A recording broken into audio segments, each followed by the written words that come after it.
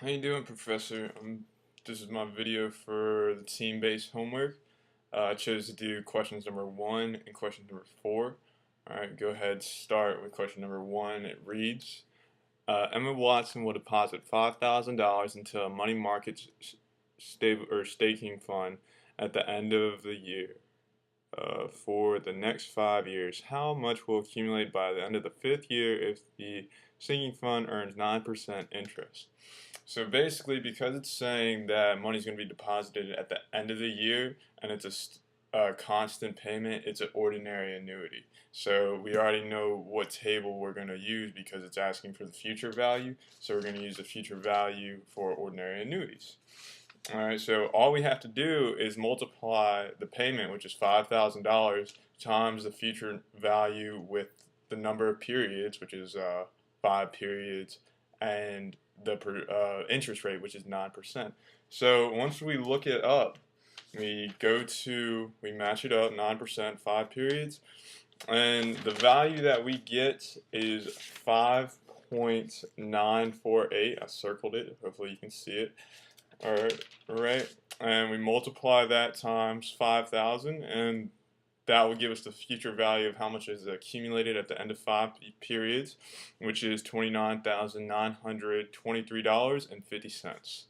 Alright, and that's how I got question number 1. Hopefully I explained it alright.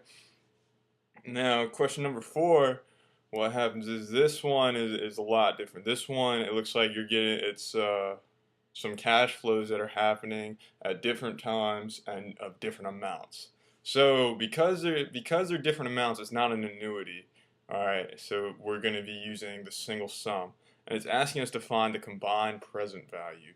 Alright, it reads, determine the combined present value as of December 31st, 2011 of the following 4 payments to be received at the end of each of the displayed years.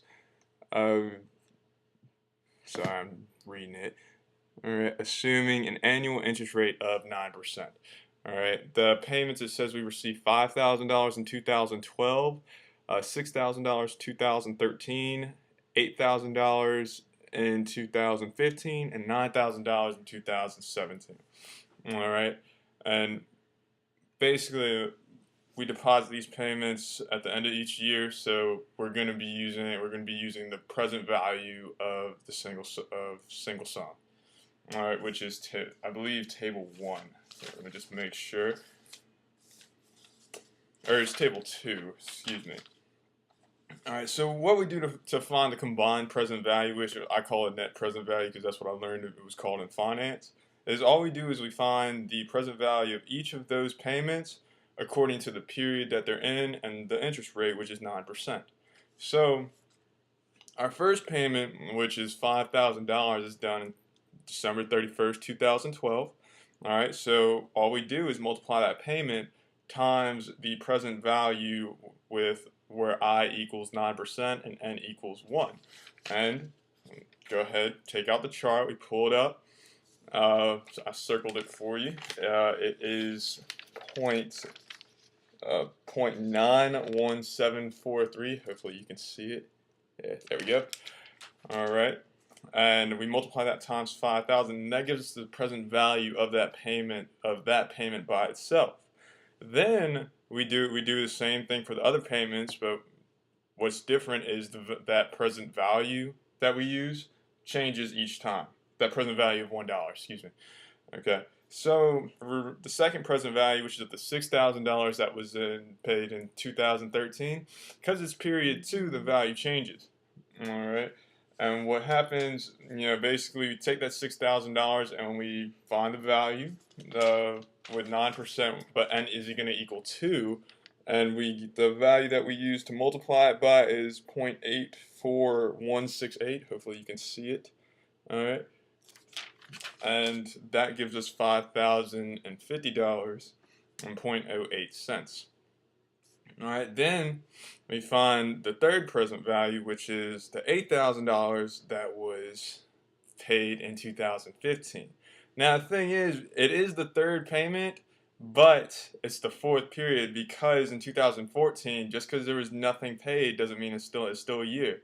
So it's the fourth period. So what we do, instead of saying n equals 3, n is going to equal 4, and we match it. We do the same exact thing. We multiply 8,000 times the present value on the table, and we look that up, and that's going to equal, hold on one second, it's going to equal 0.70843. Alright, and that will give us, for the third present value, of $5,667.44.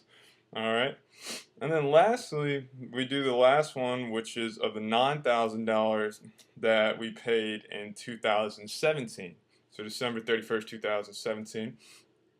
And like I said, it's going to be exactly like the last one, except for n is going to equal 6, because in 2016, just because there wasn't a payment, it's still a period.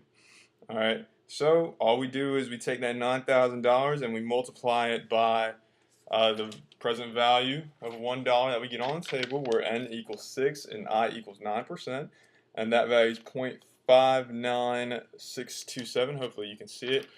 Alright, and that gives us $5,366.43. Okay, now all we got to do, since we got all our present values, is we add them up. So we add up $4,587.15. We add up $5,050 or $5,050.08, $5,667.44, $5,366.43, and our answer is, for the net present value, $20,671.10. And I know that this is correct because I actually checked it on my financial calculator. Alright, and I guess those are my two problems. Thank you very much.